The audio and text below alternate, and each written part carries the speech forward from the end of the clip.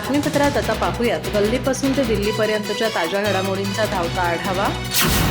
मुंबईसह संपूर्ण राज्याला झोडपणाऱ्या मुसळधार पावसामुळे काल अवघ्या तासाभरात स्थगित झालेल्या विधानसभेच्या कामकाजाला आज पुन्हा सुरुवात झाली। पावसाच्या विश्रांतीनंतर सुरू झालेले आजचे सत्र मात्र चांगलेच वादळी ठरले।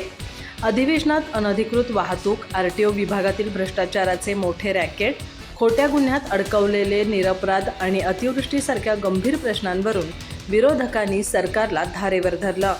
या मुद्द्यांची गंभीर दखल घेत राज्य सरकारने आज सभागृहात अनेक मोठे आणि धडक निर्णय जाहीर केलेत। राज्यात बेकायदेशीर चालणाऱ्या बाईक टॅक्सी आणि अनधिकृत वाहतुकीमुळे महिला आणि विद्यार्थ्यांच्या सुरक्षेचा प्रश्न निर्माण झाल्याचा मुद्दा आमदार दिलीप लांडे यांनी आक्रमकपणे मांडला। यावर परिवहन मंत्री प्रताप सरनाईक यांनी यापुढे वाहतूक परवान्यासाठी डोमिसाईल सर्टिफिकेट सक्तीचे करण्याची मोठी घोषणा केली। दुसरीकडे काँग्रेस नेते विजय वडेट्टीवार यांनी आरटीओ विभागातील संघटित आणि बेकायदेशीर वसुली रॅकेटचा ऑडिओ क्लिपसह पर्दाफाश केला। या खळबळजनक आरोपानंतर मुख्यमंत्र्यांनी तत्काळ या प्रकरणाच्या SIT चौकशीची घोषणा केली असून यातील दोषींवर अत्यंत कठोर कारवाई केली जाईल असं स्पष्ट केलं। नागरिकांना जलद न्याय मिळावा यासाठी राज्यात 138 जलदगती न्यायालये उभारण्याचं नियोजन असल्याची माहिती मुख्यमंत्र्यांनी दिली। यावेळी आमदार रोहित पवार यांनी जळगाव जामोद प्रकरणात पोलिसांनी एका गरीब आदिवासी पिता पुत्राला खोट्या गुन्ह्यात अडकवल्याचा धक्कादायक प्रकार सभागृहात मांडला। यावर मुख्यमंत्र्यांनी दोषी पोलिसांवर कठोर कारवाईचं आश्वासन दिलं। याशिवाय मालाडमधील रिजॉईस इंटरनॅशनल स्कूलमध्ये हिंदू देवतांचे फोटो काढण्यास लावल्याप्रकरणी झालेली कारवाई, मिसिंग लिंकवरील दरड दुर्घटनेबाबत पर्यावरणीय अभ्यासाची मागणी आणि राज्यातील अतिवृष्टीचा फटका या अत्यंत महत्त्वाच्या विषयावरही सभागृहात सखोल चर्चा झाली। पंतप्रधान मोदींच्या इंडोनेशिया दौऱ्यामध्ये दोन्ही देशांमध्ये संरक्षण आणि व्यापारविषयक अनेक महत्त्वाचे करार करण्यात आले। यामध्ये सर्वात महत्त्वाचा ब्राह्मोस करार होता। या संदर्भातील वाटाघाटी गेल्या 4 महिन्यांपासून सुरू होत्या। भारत इंडोनेशियाला ब्राह्मोस क्षेपणास्त्राचे अतिरिक्त युनिट्स पुरवणार आहे। यामुळे फिलिपिन्स आणि व्हिएतनामनंतर ब्राह्मोस खरेदी करणारा इंडोनेशिया हा तिसरा देश ठरला आहे। इंडोनेशियाने भारताचे अस्त्र हे हवेतून हवेत मारा करणारे क्षेपणास्त्र घेण्याचाही निर्णय घेतला आहे। या व्यतिरिक्त इलेक्ट्रॉनिक्स वोटिंग मशीन्स विकसित करण्यासाठी भारत इंडोनेशियाला मदत करणार आहे। मंगळवार हा पंतप्रधान मोदींच्या इंडोनेशिया दौऱ्याचा दुसरा दिवस आहे। राष्ट्राध्यक्ष प्रबोवो सुबियांतो यांनी त्यांना इंडोनेशियाचा सर्वोच्च सन्मान प्रदान केला। पंतप्रधान संध्याकाळी जकार्तामधील भारतीय समुदायाला संबोधित करतील। बुधवारी ते इंडोनेशियातील सर्वात मोठ्या हिंदू मंदिराला म्हणजेच प्रंबनन मंदिराला भेट देतील। हे मंदिर 1000 वर्षांहून अधिक जुनं आहे। तंत्रज्ञानाच्या या युगामध्ये पुरवठा साखळी बळकट करणं अत्यंत महत्त्वाचं असल्याचं पंतप्रधान मोदींनी नमूद केलं।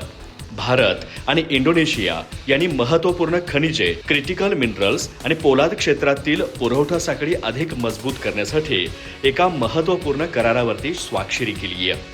या व्यतिरिक्त दोन्ही देशांमधील कंपन्या स्टेनलेस स्टील आणि रेअर अर्थ मॅग्नेट्स, दुर्मिळ मृदा चुंबके या क्षेत्रांमध्ये नवीन भागीदारी करतील। भारताची UPI प्रणाली लवकरच इंडोनेशियाच्या पेमेंट प्रणालीशी जोडली जाईल, ज्यामुळे दोन्ही देशांमधील व्यापार आणि प्रवास अधिक सुलभ होईल। पंतप्रधानांनी सांगितलं की ते बुधवारी राष्ट्राध्यक्ष प्रबोवो सुबियांतो यांच्यासमवेत योग्याकर्ता येथील प्रंबनन मंदिराला भेट देतील।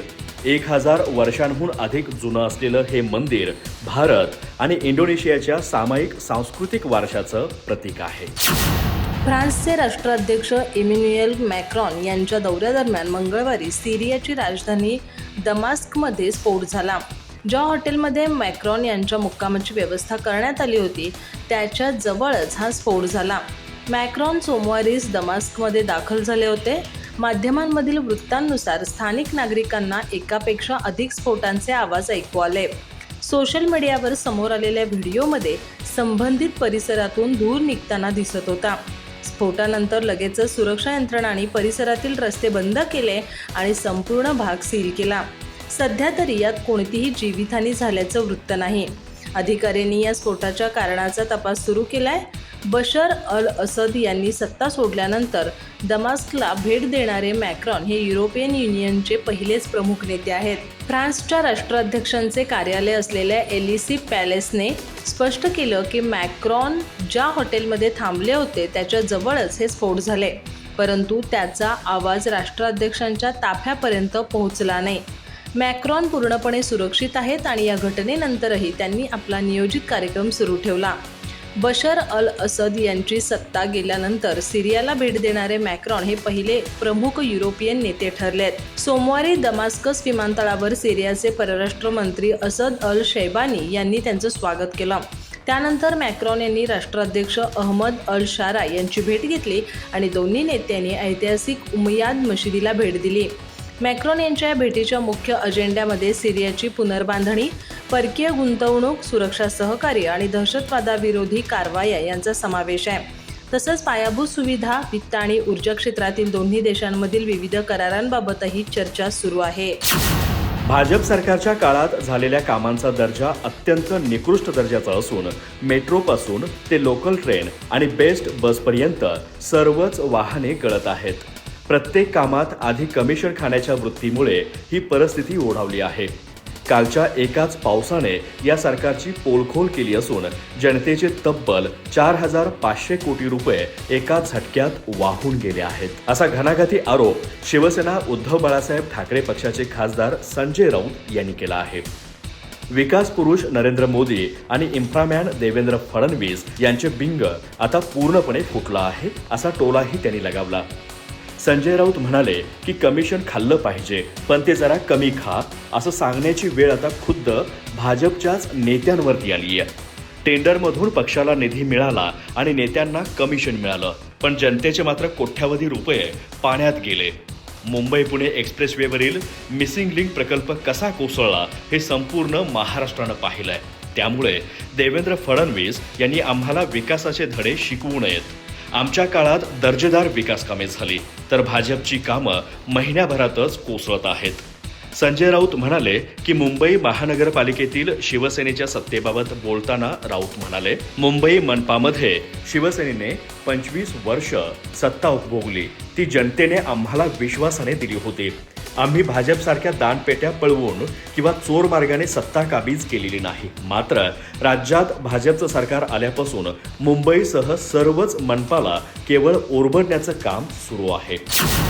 राष्ट्रवादी काँग्रेस शरदचंद्र पवार पक्षाचे काही खासदार आणि आमदार सत्तेत नसल्यामुळे मतदारसंघातील विकास कामांसाठी थेट NDAमध्ये जाण्यास उत्सुक असल्याच्या चर्चांनी सध्या राजकीय वर्तुळ ढवळून निघाले. याच पार्श्वभूमीवर मुंबईतील एका पंचतारांकित हॉटेलमध्ये शरद पवार गटाचे ज्येष्ठ नेते जयंत पाटील आणि भाजपचे राष्ट्रीय सरचिटणीस विनोद तावडे यांच्यात बैठक पार पडल्याची माहिती समोर आली आहे. या नव्या घडामोडीमुळे महाराष्ट्राच्या राजकारणाला पुन्हा एकदा कलाटणी मिळण्याचे संकेत असून ठाकरे गटाला एकाकी पाडण्याची ही शरद पवारांची नवी खेळी असल्याची चर्चा आता रंगू लागली आहे. सूत्रांनी दिलेल्या माहितीनुसार या बैठकीत राष्ट्रवादी काँग्रेस शरदचंद्र पवार पक्ष जर महायुतीमध्ये अधिकृतपणे सहभागी झाला तर त्याच्या वाट्याला सत्तेत नेमके काय येऊ शकतं यावर दोन्ही नेत्यांमध्ये सविस्तर खल झाला. इतकंच नव्हे तर महायुतीत थेट सामील न होता केवळ बाहेरून पाठिंबा देण्याच्या पर्यायावरही तावडे आणि पाटील यांच्यात चाचपणी झाल्याचं समजतं. सत्तेसाठी सोयीचं राजकारण साधत उद्धव ठाकरे यांच्या शिवसेना गटाला महाविकास आघाडीत एकाकी पाडण्याचा हा शरद पवारांचा नवा डाव असल्याचं मत राजकीय जाणकारांनी व्यक्त केलं आहे.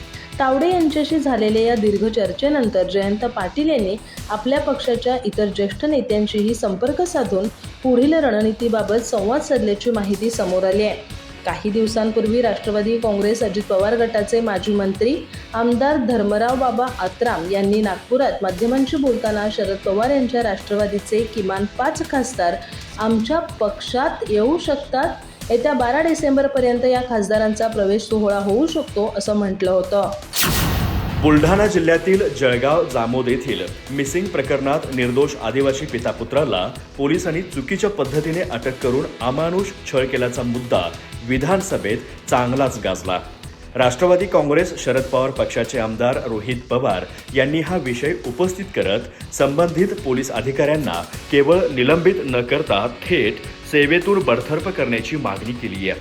यावर उत्तर देताना मुख्यमंत्री देवेंद्र फडणवीस यांनी संबंधित पोलिसांचं वर्तन अतिशय लाजिरवाणं असल्याचं म्हणत त्यांच्यावर फौजदारी कारवाई, विभागीय चौकशी आणि पात्र अधिकाऱ्यांवर सेवेतून निष्कासनाची प्रक्रियाही राबवली जाईल अशी घोषणा केली आहे.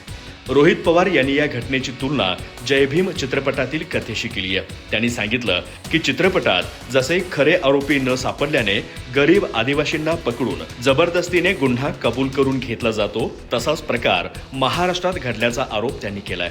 त्यांच्या म्हणण्यानुसार जळगाव जामोदमध्ये एका महिलेचा जळालेला मृतदेह सापडल्यानंतर पोलिसांना तपासात यश येत नव्हतं. त्यानंतर मध्य प्रदेशातील गरीब आदिवासी समाजातील एका निर्दोष पितापुत्राला ताब्यात घेऊन त्यांच्यावर दबाव टाकण्यात आला. मृतदेह त्यांच्या मुलीचाच असल्याची कबुली देण्यासाठी त्यांना कथितपणे अमानुष छळ करण्यात आला. रोहित पवार म्हणाले की सर्वात धक्कादायक बाब म्हणजे ज्या महिलेचा मृत्यू झाल्याचा दावा पोलिसांनी केला होता ती महिला प्रत्यक्षात नाशिकमध्ये जिवंत होती.